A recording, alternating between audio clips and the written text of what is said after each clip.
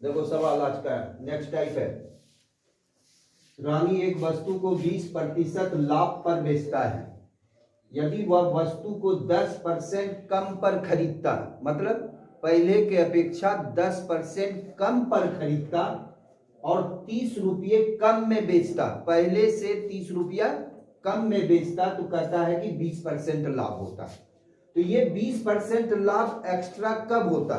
जब ये 10% कम पर खरीदता। तो देखो पहला सवाल का शॉर्ट मेथड, एकदम आराम से आसानी से सुनो। यदि मान लो पहला कॉस्ट प्राइस सेलिंग प्राइस का रेशियो, पहले कह रहा है 20% लाभ पर बेचता है। तो यदि मान लो कि उस वस्तु का कॉस्ट प्राइस 100 है, तो इस स्थिति में उसका सेलिंग प्राइस 120 होगा। ध्यान से एकदम समझिए।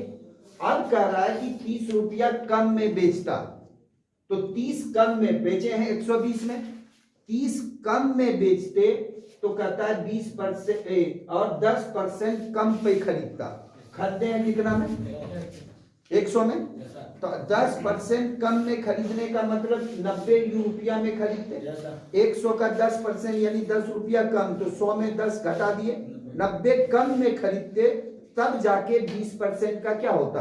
लाभ होता। तो 20% का लाभ अब ना होता, जब 10% कम में खरीदते तब लाभ होता। तो बताओ 90 पर लाभ होता तो 90 पर सेलिंग प्राइस कितना होता? तो 90 का 120/100 होता कि नहीं?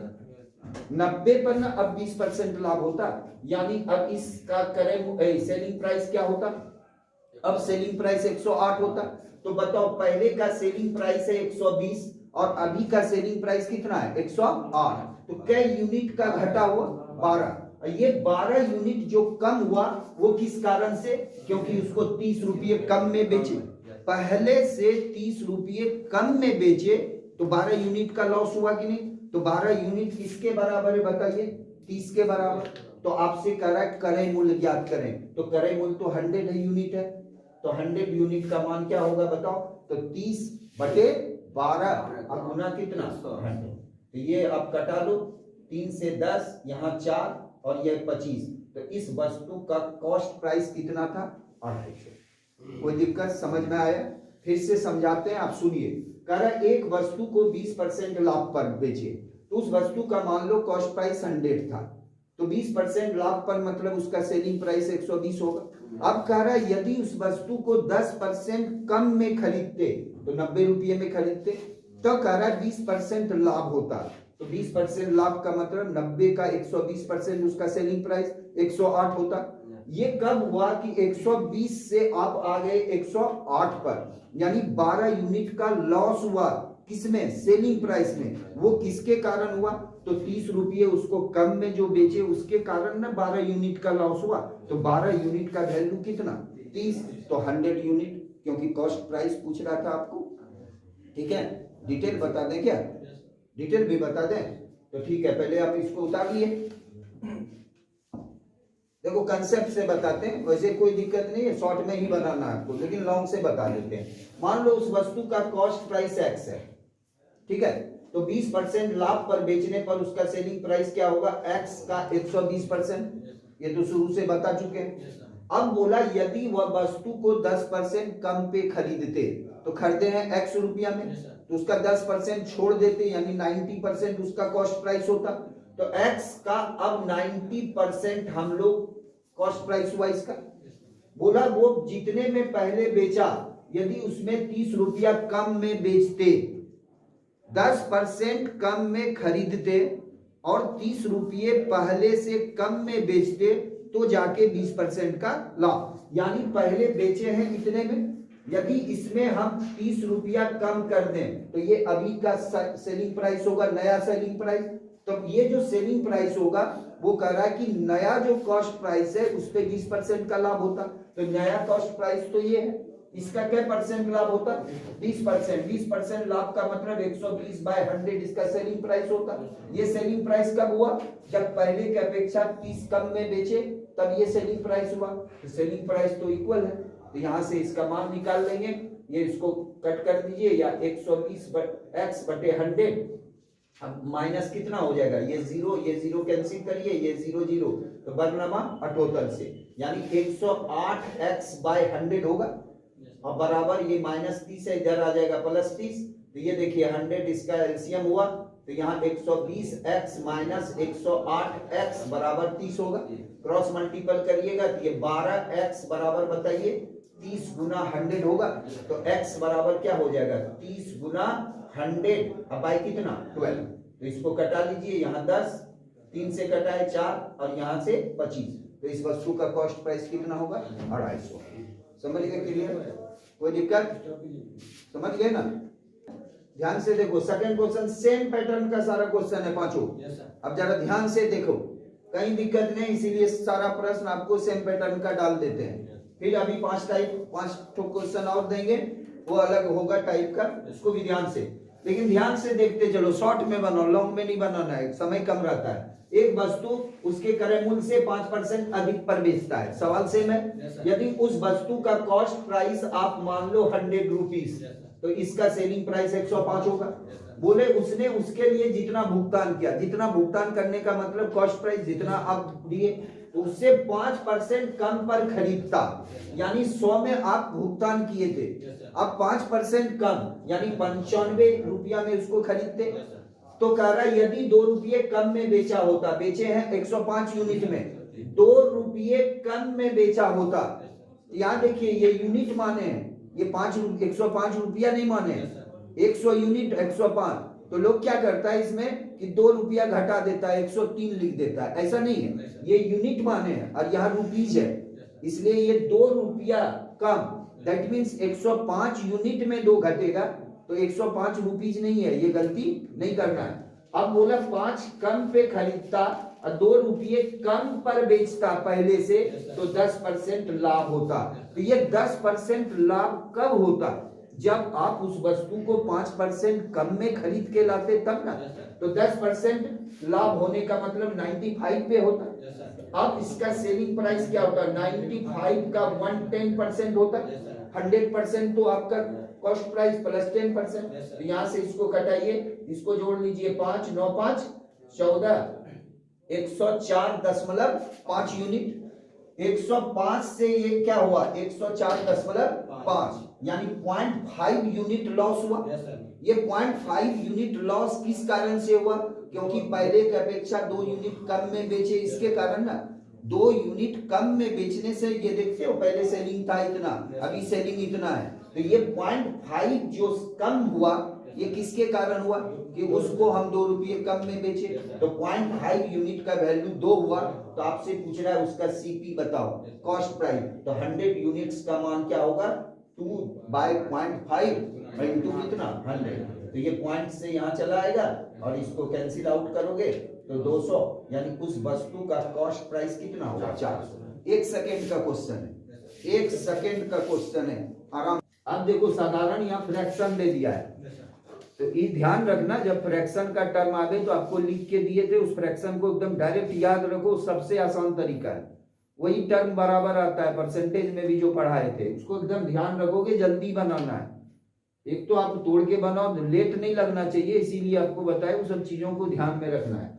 फिर सेम सवाल है, एक वस्तु को 10% लाभ पर बेचता है, यदि वो 10% कम पर खरीदता, 2 रुपये कम में बेचता, तो इस बार बोल रहा है 16.2/3% का लाभ होता। सवाल तो सेम है, यहाँ 20 लिखता 10 लिखता जो पहले थे, देखिएगा ध्यान से दीजिएगा, तो ये कॉस्ट प्राइस और सेलिंग प्राइस, ये यदि कॉस्ट प्राइस 100 है तो पहली स्थिति में ये इसका सेल आउट होगा 110 में, 10% लाभ का मतलब 110 रुपये में उसको बेचा जाएगा। अब प्रश्न में बोला यदि वो 10% कम मूल्य पर खरीदते, तो 10% कम का मतलब 90 में खरीदते, और कह रहा है 2 रुपये कम में बेचते, तो 2 रुपये ये सेलिंग प्राइस में 2 यूनिट कम होता, तब कह रहा है लाभ होता 16.2/3%। ध्यान दीजिएगा जरा, डायरेक्ट कैसे बना रहे हैं, 16.2/3% का फ्रैक्शन वैल्यू बताए थे 1/6। यदि मान लो कॉस्ट प्राइस 6 होगा तो 1 यूनिट लाभ होगा, तो अब बताओ विक्रय मूल्य तो 7/6 टाइम होगा, विक्रय मूल्य क्या होगा पहले से 7/6, तो विक्रय मूल्य ये कॉस्ट प्राइस है, इसका कितना हो जाएगा 90 का 7/6 होगा कि नहीं सेलिंग प्राइस। तो यहां से आप निकाल लो, ये 3 से कटाओ, 3 गुना 6 और 3 से कटाओगे 30 ना, तो ये कितना हो गया 210। 15 से तो कट ही रहा है, यानी 105 यूनिट हो गया। तो 5 यूनिट का लॉस हुआ, 5 यूनिट कम में बेचे। तो 5 यूनिट जो कम में बेचे वो किस कारण से, तो पहले जो बेच रहे थे उससे 2 रुपये कम में बेचे हैं। तो ये 5 यूनिट का जो वैल्यू है ये 2 के बराबर है। तो आपसे कॉस्ट प्राइस पूछ रहा है, तो 100 यूनिट का वैल्यू क्या होगा 2/5 गुना 100। ये 20 से कट गया, 20 गुना 40। ये समझ पाए कि नहीं आप। यदि उस वस्तु का कॉस्ट प्राइस 6 यूनिट होगा तो 6 का 16.1/2 यानी 1/6, तो 1 रुपया लाभ ना होगा। तो उस वस्तु को 7 यूनिट में बेचेंगे कि नहीं, तो 6 यूनिट बराबर 90, तो 7 यूनिट बराबर 6 यूनिट कॉस्ट प्राइस वो 90 के बराबर है ना। तो 7 यूनिट कितने के बराबर होगा 90/6 इंटू 7। समझ गए टर्न है। एक साइकिल 10% लाभ पर बेचता है, यदि वह साइकिल 10% कम पर खरीदता, 60 रुपये अधिक दाम पर बेचता तो उसे 25% लाभ होता। आसान वही ढंग का सवाल है। तो फिर से देखिए, कॉस्ट प्राइस सेलिंग प्राइस, तो कह रहा है एक साइकिल 10% लाभ पर, तो यदि उस वस्तु का क्रय मूल्य, साइकिल का क्रय मूल्य 100, तो 110 में बेचेंगे। कह रहा है साइकिल 10% कम पर खरीदते तो 90 में खरीदते, और बोल रहा है कि 25% का लाभ, 25% का लाभ होता, तो 90 का 125% होगा कि नहीं बताओ। तो ये कैंसिल करो, कितना हो जाएगा 9 × 5 = 45, 112.5 आ जाएगा सेलिंग। ये कब हुआ, तो बोला 60 अधिक रुपये में बेचे हैं तब ना। तो देखो इस बार सेलिंग प्राइस बढ़ा है ना, कितना बढ़ गया, 110 में बेच रहे थे, अब 112.5 हो गया, यानी 2.5 का वृद्धि हुआ, 2.5 बढ़ गया सेलिंग। किस कारण से, क्योंकि पहले से 60 रुपये ज्यादा में बेच रहे हैं, कम में खरीद रहे हैं और 25% लाभ पर बेचे। कब, जब 60 रुपये अधिक में बेचे।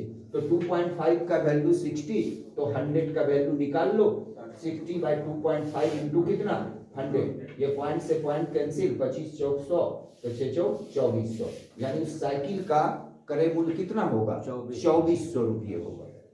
को 11.1/9% लाभ पर बेचा जाता है। 11.1/9% लाभ पर बेचा जाता है। यदि क्रय मूल्य 1300 रुपया, अब विक्रय मूल्य 3000 रुपया कम होता तो इतना % हानि हो जाता, तब क्रय मूल्य। तो ये सवाल दूसरा पैटर्न का है, आसान है, जरा सा ध्यान से पहले शॉर्ट मेथड देखिएगा। पहले 11.1/9% लाभ पर बेचा, तो इसमें सीपी और एसपी का रेशियो बताइए। 11.1/9 का मतलब 1/9 होता है। तो बताओ इस वस्तु का यदि कॉस्ट प्राइस 9 होगा तो उसका सेलिंग प्राइस 10 होगा कि नहीं होगा। एकदम आराम से सुनिएगा, बता चुके हैं पहले भी। अब कह रहा है क्या, यदि क्रय मूल्य 1300 रुपया कम होता, तो ये क्रय मूल्य है। यदि कह रहा है 1300 कम में खरीदते और कह रहा है 3000 रुपया विक्रय मूल्य कम होता, कितना कम होता बाबू 3000 कम होता, तो कह रहा है 9.1/11%। 9.1/11% का फ्रैक्शन 1/11।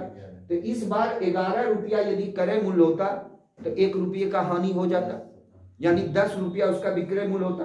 ध्यान से सुनिए, यदि इसका 11 रुपया कॉस्ट प्राइस होता तो 11 का 9.1/11 यानी 1 का हानि होता। तो 1 का हानि का मतलब 11 में खरीदे और 1 रुपये का हानि हो जाए तो उसको बेचेंगे कितने में, 10 में बेचेंगे कि नहीं बेचेंगे। तो ये 10 हो जाता है इसका। तो क्या करना है, शॉर्ट में पहले डबल क्रॉस मेथड का उपयोग करते हैं। वैसे हम आपको डिटेल अभी तुरंत बताएंगे। आप क्या करना, पहले कोना कोनी घटा कर दो, कोना कोनी गुना करके घटाओ। 11 गुना 10 ऐसे 110 अब माइनस 90, तो ये कितना आ गया 20 का डिफरेंस।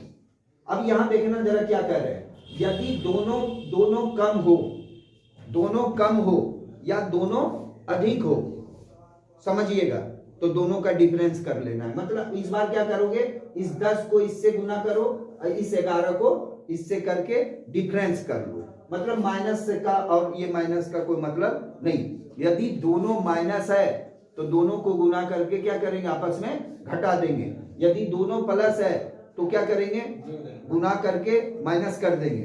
सेम साइन है तो माइनस करेंगे, अपोजिट साइन है तो दोनों को ऐड कर देंगे। तो आप सुनो, यहाँ कितना हो जाएगा, 11 तिया 33,000 होगा, और 13 गुना 10 क्या होगा, 13,000। 13,000 इसको माइनस कर दो, कितना हो गया बताओ, 20,000 हुआ। तो ये बताओ डिफरेंस कितने का था, 20। तो ये 20 यूनिट का वैल्यू कितना बताओ, 20,000। तो एक यूनिट का वैल्यू बताओ, तो बोलोगे 10,000। 10,000। तो आपसे क्या पूछ रहा है, तो 1,000 होगा नहीं, 1,000 ना। तो आपसे क्या पूछ रहा है, वस्तु का क्रय मूल्य। तो वस्तु का क्रय मूल्य तो 9 यूनिट है, तो 9 यूनिट का वैल्यू कितना हो जाएगा, 9 यूनिट का वैल्यू 9,000। अब देखो इसको लॉन्ग से बनाते, तो देखिए लॉन्ग से बनाएंगे कोई दिक्कत नहीं। यदि पहले का कॉस्ट प्राइस 9x है तो पहले का सेलिंग प्राइस 10x है। अब क्रय मूल्य में 1300 घटा दो और विक्रय मूल्य में बोला 3,000 घटा दो, तब ये रेशियो क्या बन जाता है, 11/10 नहीं बन जाता है, 11/10। इसी को क्रॉस मल्टीपल करके x का मान निकाल लेंगे। और कॉस्ट प्राइस पूछ रहा है तो कॉस्ट प्राइस 9x है कि नहीं, कॉस्ट प्राइस कितना है, 9x। समझ में आया कि नहीं। यदि ये दोनों माइनस है तो आपस में क्रॉस मल्टीपल करके घटा दो, यदि दोनों प्लस है तो क्या करेंगे, क्रॉस मल्टीपल करके घटा दें। सेम साइन है तो माइनस कर देंगे, अपोजिट साइन यदि ये माइनस होता और ये क्या होता प्लस, तब क्या होता कि दोनों को जोड़ देंगे। यदि सेम साइन है तो जोड़ेंगे और अपोजिट साइन है तो घटा देंगे। और सबसे बड़ी बात क्या है कि कंसेप्ट तो ये भी डायरेक्ट है, इससे तो गलती होने की बात नहीं है, इससे भी बना सकते हैं। क्या बोला, पहले कॉस्ट प्राइस 9x है, इसमें 1300 घटा दिए, ये अभी का हुआ कॉस्ट प्राइस। बोला सेलिंग प्राइस 3,000 कम हो जाए तभी का हुआ, तब जाके ये रेशियो 11:10 के रेशियो में बन जाता है। ठीक है, समझ हो गया ना। चलो देखो, एक घड़ी 5% हानि पर बेचा गया, यदि 27 रुपये अधिक में बेचता तो 7% लाभ होता है। एकदम इजी सवाल है। 5% लॉस पर बेचा गया, तो लॉस का मतलब क्या कि क्रय मूल्य जितना होगा CP, इससे लॉस में चले गए, इधर जाएंगे क्या होगा, प्रॉफिट में होगा। तो आप बताओ ये -5% लिख दे, काहे कि कॉस्ट प्राइस और सेलिंग प्राइस सेम ही जगह रहता तो 0% होता, ना लाभ होता ना हानि, डायरेक्ट बना रहे हैं। तो ये बोला 5% लॉस पर बेचे, यदि इसको 27 रुपया ज्यादा में बेचते पहले से, तो कह रहा है कि ये क्या हो जाता है 7% लाभ, यानी +7 पे चले जाते। तो आप बताओ कि ये -5 से +7 हो गए, ये किस कारण से -5 से +7 हो गए, क्योंकि 27 रुपया ज्यादा में बेचे। तो -5 से +7 का मतलब 12% बढ़ा कि नहीं बढ़ा, तो 12% का वैल्यू कितने के बराबर, 27। तो आपसे कॉस्ट प्राइस पूछ रहा है, तो कॉस्ट प्राइस तो 100% होगा, तो 27/12 अब गुना कितना 100, 3 से कटाओ 4, 3 नमा 27, 4 से 25, 25 नमा 225, यानी 225 रुपया इसका क्या होगा। समझ गए, समझ गए। क्या करना है कि आप यदि लॉन्ग से बनाओगे तो CPX मानो, क्या माने x, तो x का 95% पहला सेलिंग प्राइस। यदि बोला 27 अधिक में बेचते तो +27 कर दिए। अब ये सेलिंग प्राइस हुआ, ये सेलिंग प्राइस तब होता जब 7% लाभ होता, तो 7% लाभ क्रय मूल्य पर होता, यानी x का 107/100 ये बराबर होता। यहां से x का मान निकाल लेंगे, वही आंसर होगा। क्लियर है। लाभ पर बेचा जाता है, यदि 25% लाभ पर बेचते, इस बार दोनों पॉजिटिव है, +20 है और +25 है, और कब, तो 35 रुपया अधिक मिलता। 20% के बदले 25% लाभ पर बेचते तो कहता है 35 रुपया ज्यादा, यानी 5% ना एक्स्ट्रा होता, और ये 5% एक्स्ट्रा किसके कारण होता, 35 ज्यादा। तो 5% का वैल्यू कितना है 35, इसलिए 100% का वैल्यू निकालेंगे क्रय मूल्य, तो 700 रुपया इस वस्तु का क्या होगा, क्रय मूल्य होगा। समझ गए, इस वस्तु का कॉस्ट प्राइस कितना होगा। नेक्स्ट सवाल देखो, सेम सवाल है, एक मेज को 40 रुपया के बदले 30 रुपया में बेच दिए, तो स्वाभाविक है 10 यूनिट का लॉस हो गया। और ये बोला 10 यूनिट का जो लॉस है वो पहले से 5% ज्यादा है, पहले की 40 में बेच रहे थे तो लॉस हो रहा था, अब 30 में बेच रहे हैं तो 5% एक्स्ट्रा लॉस हो रहा है। तो एक्स्ट्रा लॉस तो 10 रुपये के कारण हो रहा है। इसका मतलब क्या है कि 5% का जो वैल्यू है वो कितने के बराबर है, तो 10 के बराबर। 40 के बदले 30 में बेच रहे हैं, यानी 10 यूनिट कम में बेच रहे हैं, तो 5% ज्यादा लॉस हो रहा है। तो 5% का वैल्यू कितना, 10, तो 100% निकालेंगे तो उस वस्तु का कॉस्ट प्राइस कितना होगा, 200, यानी उस वस्तु का क्रय मूल्य कितना था, 200। ठीक है, नेक्स्ट सवाल देखिए, एक वस्तु को 960 के बदले 1200 में बेचे तो कितना ज्यादा में बेचे, बोलिए, 40,000 240 रुपये। 240 ज्यादा में बेचे तो कह रहा है लाभ 30% ज्यादा हो रहा है पहले से, यानी 30% का जो न्यूमेरिकल वैल्यू है वो 240 के बराबर है ना। 30% ज्यादा, 960 के बदले कितना, 1200, यानी 240 रुपया कम ज्यादा हो रहा है। जब उस वस्तु पर क्या परसेंट लाभ हो रहा है, 30% एक्स्ट्रा, तो 30% तो 240 के कारण हो रहा है, तो 100% का जो वैल्यू होगा वो कितना होगा, तो 240 बाई 30 इंटू 100, ये जीरो से कैंसिल, 3 8 24, यानी 800 रुपया इस वस्तु का क्या होगा, क्रय मूल्य। समझ गए। नेक्स्ट